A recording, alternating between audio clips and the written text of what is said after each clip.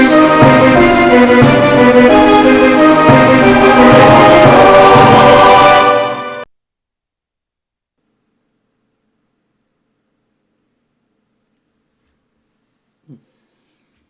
start again. Hello everybody, it's vanburman here, welcome back to another video, and today I want to talk a little bit about some benchmarking methodology that I'm going to try and incorporate going forward. I've currently ran and still running benchmarks, and I've got the footage yet on the device you can see behind me, and I'll be having a look at the relative performance of it. So I tried to make a broad spectrum of ways where I can do what I was doing previously, looking at GPUs. Some of them will be older, some of them will be newer, and there are caveats, of course, to all of these. Stuff will have to come in and, be interchangeable, and methodologies may change slightly depending on what we're looking at. But I want to find a way that stays true across all the GPUs/CPUs that I look at. So I've split them down into three categories, 3 games in each. So if one drops out, another one will come in, and it won't get a score if the 2 graphics cards haven't matched up. It's lovely to get a notification while recording, never mind. So I've gone through a basic suite.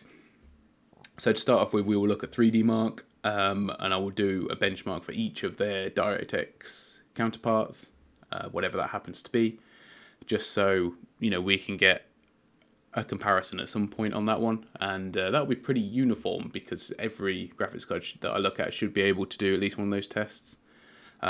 Scaling is a different matter, but there you go. So they're my easy category. Medium category, we're looking at Doom, Shadow of War, could be medium, could be high, I suppose, maybe, and GTA 5. So I've got Crysis as one of this. I've started trying to do a substitute list.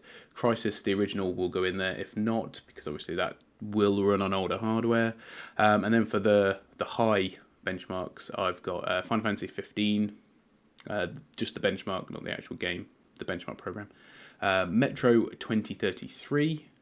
I know it's the older version of Metro, but it will be, tough on some of the older ones. And then The Witcher 3. So I'm not tied to any of this. If you think that maybe Shadow of War should be in high and Metro 2033 should be in medium, then that might be, something I can look at for changing.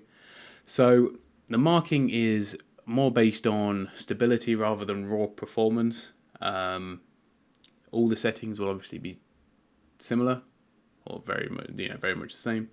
So the marking will be the difference between the 1% low and the average, and obviously lower score better.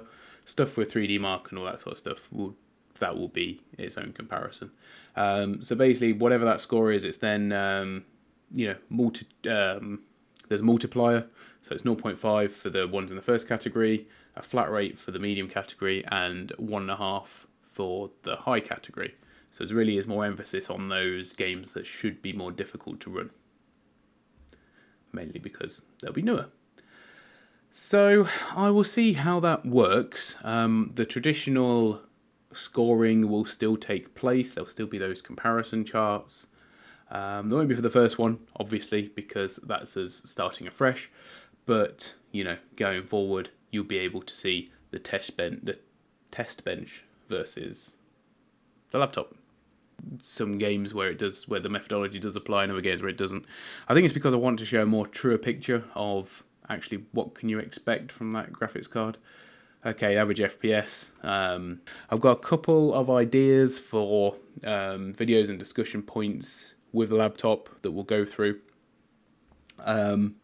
Because there's some facets to it that are quite interesting to cover.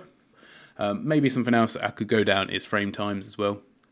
Obviously I have the capacity to do it, so yeah, I don't know. If you have any suggestions on this, let me know. I'll be more than willing to consider how I would integrate it into my the master spreadsheet that I'm trying to develop. So yeah, I know, do the same, do pretty much the exact same thing at work and out of work. spreadsheets, and then play Football Manager. So 3. But no, I'll leave it there. Thanks for watching, everybody. I hope you enjoyed it. Any comments or queries about the methodology, and I'll get back to you about it. Other than that, stay tuned. We'll have the laptop stuff. I don't know when, but hopefully relatively soon. Bye for now.